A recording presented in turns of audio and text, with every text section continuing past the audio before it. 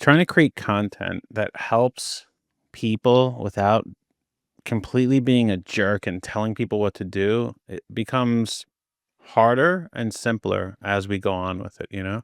It's more difficult, meaning like how hard, how intense it is, but it every time we really recognize what our audience needs, not what we think they want, it gets simpler to talk to them. 100%. I mean, that's the whole point of why we create this is to help people with what they need help with, not preach to them, not dictate to them, not tell them you need to do this or you need to go buy this or do. We really, I mean, that's been our focus the entire time. I mean, from our inception of doing the podcast, the goal was to help accidental CEOs to get access to information to help their businesses if they couldn't work with us one on one, if we weren't in their sphere, and was just another way to just help them to figure things out because it's a very confusing landscape to figure out how to be a CEO when you fell into it, and you woke up one day and you realized, oh, I have to run this business and I have to do all this stuff. Well, I don't know where to go, where to turn. And then all these sabotaging habits kick in, right? Like, yeah, Yeah, I mean, you know what happens is a lot of times when people are building their business, they achieve the dream and it becomes a nightmare. And it's like they sought out to, I'm going to build this thing. I'm turning this side hustle into my main thing. I'm going to quit my job. I do this, and it's like, holy shit, it's actually working. And then it becomes a complete nightmare because all the other stuff of running a business comes in, and all they want to do is get back to the thing they love. But in order to do the thing they love more, which quote unquote has success, they have to do all these little details behind the scenes. And it's like, either I don't know how to do it, I don't want to do it, I don't know how to get through it. And it's like, well, if we reassess like what is going right so far and what is going wrong, and then what do you need help with? And that simple little exercise helps so many of these folks just figure out the next step. And that's really what it's about, is like, how can I take the next step? You don't have to achieve everything tomorrow, but it's those next steps that really help us go from being an accidental CEO to an intentional CEO and have success in both our life and our business. yeah. And we are not just talking about stories about us. We're talking about stories about all of our clients because we see the same patterns, we recognize the same trends, we see the same habits that come out. And those three questions that we ask, what's going right, what's going wrong, what do you need help with, really solve a lot of the problems that they have. I think that's one of the things that makes our workshop so effective is for people to see in action how you can actually solve a problem relatively quickly without all of this extra noise. And that's one of the things that I think a lot of accidental CEOs struggle with is how to get so focused, right? Like, how do you're such a laser focused individual. How do you stay so laser focused on the things that need to get done? I mean, becoming laser focused on anything is that in itself. It's very meta. Like, you have to decide to focus on what you're going to focus on. And you have to go down this roadmap. But what I've learned over time is when I'm not focused, I get things done very poorly, or I half ass them, or I have to come back to them. And quite honestly, when you're running your own business, what you really want to do is come to a finality of stuff so you can take on the next problem, the next opportunity, tackle the next task. And I've just found that if I'm laser focused and dialed into, I'm going to finish this thing and then I can take on the next thing, I don't have to think about it anymore. And that mental energy when I first started my business, and when I see many accidental CEOs when they get into business, is like they want to get to the next thing. So they kind of dabble here. I'll get to that tomorrow. But when they're getting to the next thing, all they're thinking about is the three steps they forgot and when they're going to do that and how they're going to do that. So by not focusing and finishing something and paying attention to it, moving on to the next, when you're in that next thing, you just can't be focused because now you're distracted by what you left off or what you're going to do tomorrow. And I've just found if I just say, hey, this is what I'm going to do. I'm going to do this today and then I'm done with it. I'm not going to carry it on to the next day, week, month. Then I'm just not filled with thought or what if or anything else. And that allows me to then compartmentalize, move to the next task, and then achieve that one.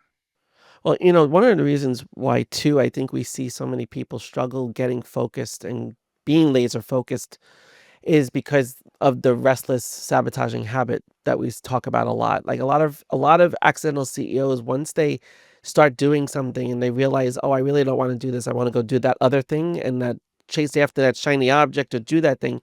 The restless saboteur is one of those ones that pops in is like, yeah, yeah, we could go jump and do that. Or the thing, this really sucks over here. I don't like doing this. So let's go do something that doesn't look like it sucks as much. And that restless saboteur and it stops everyone from being focused. And we see that and the other thing is a lot it's ironic, but it's not ironic. I see a pattern in a lot of our clients. There's this high level of attention deficit, right? And that attention deficit is really not attention deficit like the traditional diagnosis that we think about. It's that restless saboteur that's pulling their attention away to other things rather than helping them to focus on the main thing that they need to focus on. I'll tell you the three most common patterns I see with accidental CEOs who we end up helping are I don't have enough clients, I don't have enough employees, I don't have enough money. Right? It's that clients, employees, money. And it's this constant vicious cycle. Well, I can't hire the employee until I have money, but I can't have the money until I do, and it just goes round and round and round and round, right? And it's like, holy crap. Clients, employees, money. If you can realize that you're never gonna fulfill that, you're never gonna get to like, "Oh, this is ideal. I have enough money, I have enough clients, I have the right employees or enough of the employees." That does not happen in business. You manage them, and each step, one by one, it's like, "Okay, well, I got a little bit more money, now I can get a little bit more employee. Now, because I have more employees, I don't have a lot of money because 'cause I'm paying them, but that allows me to get some more clients, and, oh, now I have more clients, which made me more money, but I don't have enough people to do the work, so I could use the money to hire the employee." And it's this constant evolution of building a business. And most people who started a business aren't prepared for that management. That management of the volatility of those three major things is what allows you to be great, not just good. What allows you to have success instead of failure or just being complacent. That is a skill set that you must take on or you must delegate. And guess what? You can do both of them. But understanding what you should do is really what we help people understand of where do your talents lie? Where does your team talents lie? What are your opportunities in here? Where do you need help with things? In our workshop, I mean, we have helped so many people in just one session for free understand the simple next step. And it's like, whoa, that's all I needed to do. Wow, I got it. And then they can go start taking action. And most of our problems are just there because we don't know how or why or when to take the next action. And that's really what it's all about. It's consistent action. And as you grow, your actions become either more important or bigger. And the people that help you do the normal stuff. But that's what growing a business really is. That's going from this accidental CEO to an intentional CEO. Yeah, well, I mean, listen, we always say if you don't know your intention, and you don't know your reason for why you're doing it, then we can't align the actions to it to accomplish anything.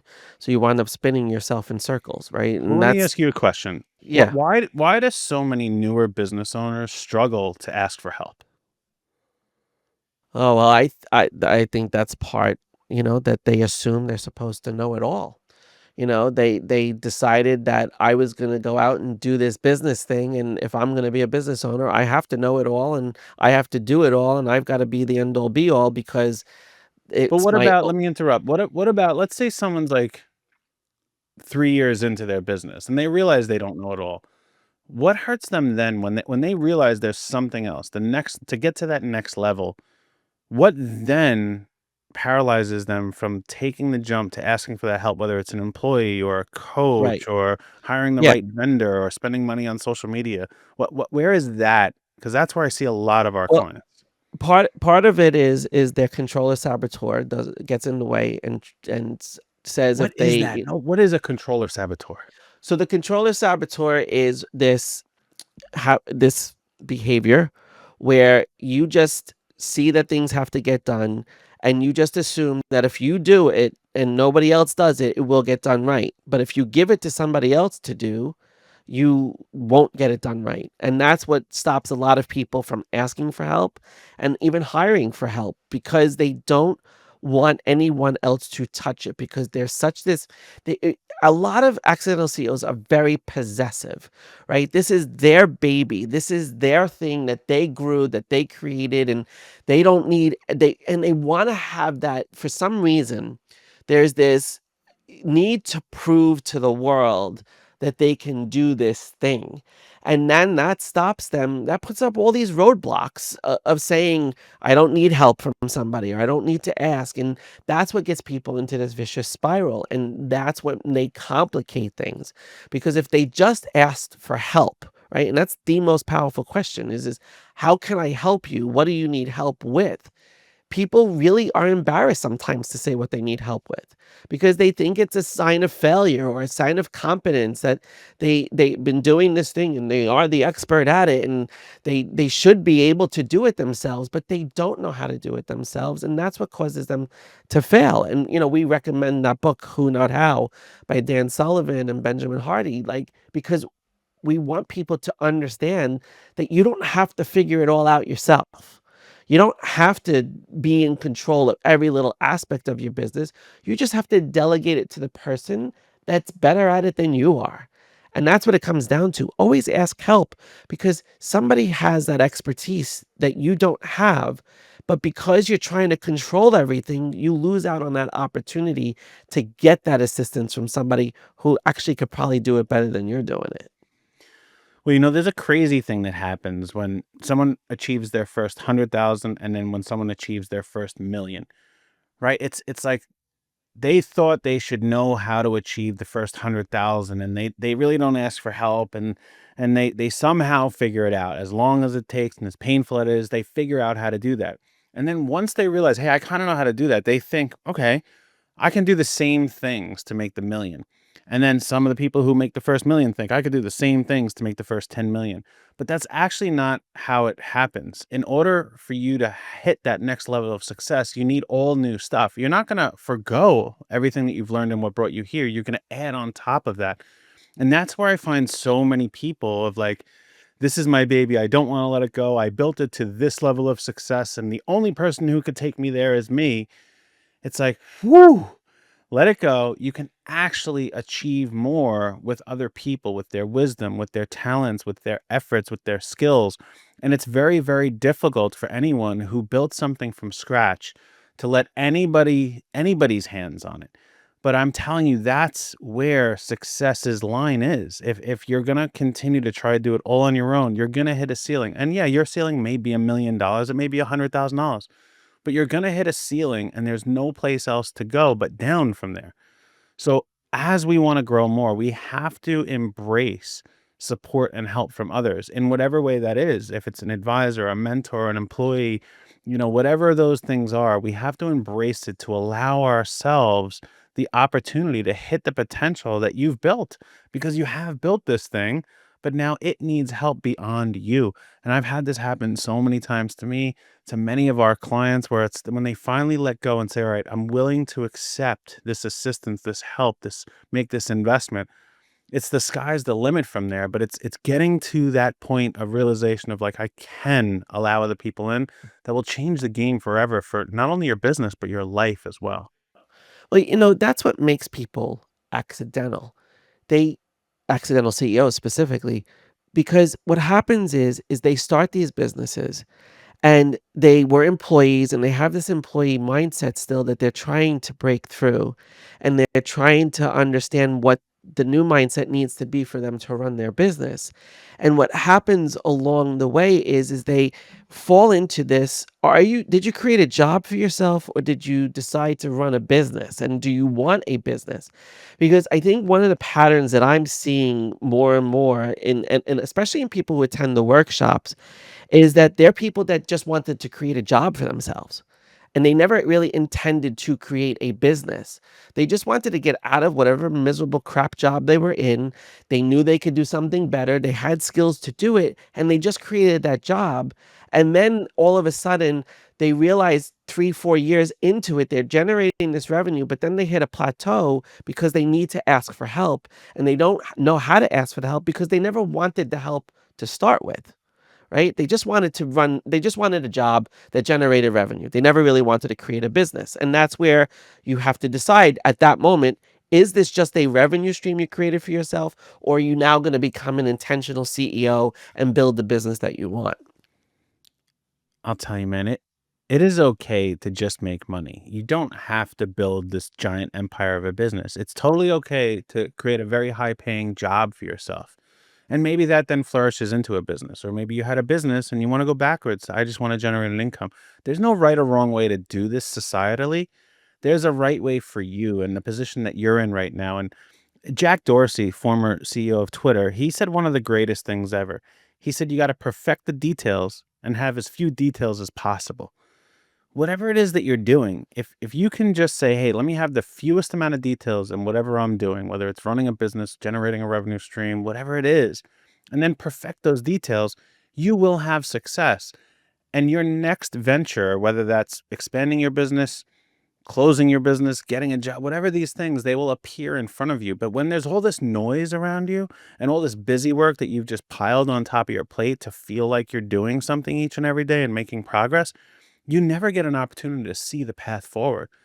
So that quote by Dorsey is something that I have tried to my whole life adhere to, and it gets harder and harder as you have more and more opportunity. And if you're running a business, you're gonna find it's more and more difficult to have very few details because there's so much opportunity out there. But if you can just recognize what are the right ones for me at this point in time, you can execute perfectly.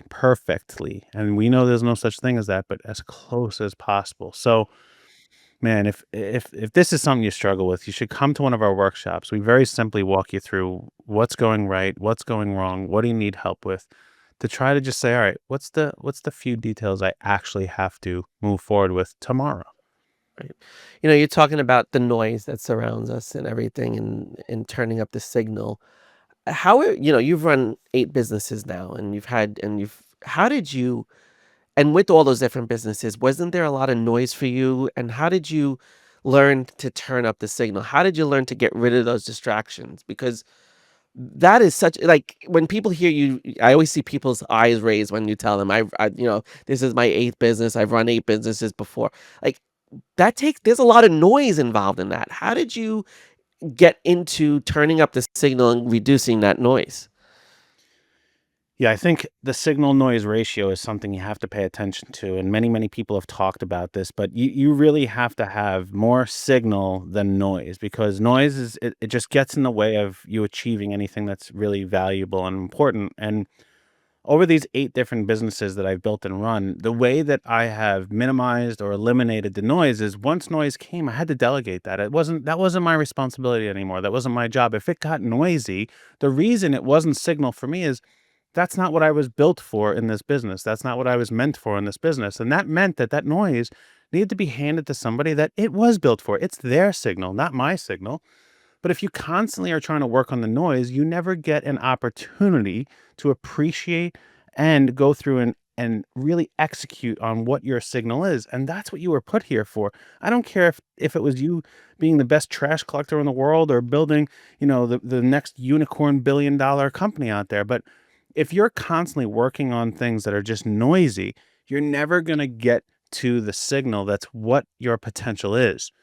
So you have to take account every single day of what are the 3 to 5 things that must get done today. That is your signal. And everything else that's in there is either not going to get done or needs to be delegated to a person, to a system, to a process, or to next week's calendar if it becomes signal then. But man, if you can just focus on that. So every time when I built a business that got noisy, I knew I'm in the way. I have to give this to somebody. And the way I was able to build multiple businesses is I didn't run or operate most of them. I built them to a point where somebody else could take all the noise that was there and turn it into their signal and make it more successful than me. I just happened to build it. They ran it after that. As you're talking, you're reminding me of our client who we met with yesterday for his first priorities with purpose meeting after we went through the simple focus with him. And we kept coming back to, is that your role as the CEO? Is that the thing that you're supposed to be doing? And it's been a very interesting evolution with this one client in particular. He's been with us for 3 years now, and he's hit that $1 million mark, and he's in that place where he has several team members now, and he actually gets to be the CEO. But we have to make sure that the intention is there because he is what we were figuring out, like, one of his guys going on vacation and things still have to get done, and we asked him, "Who's gonna do that when this guy is not around?" And he said, "Well, I have to jump in and do it." And, I hesitated because he has other people he could have on the team do it because it's not his signal. That just becomes noise.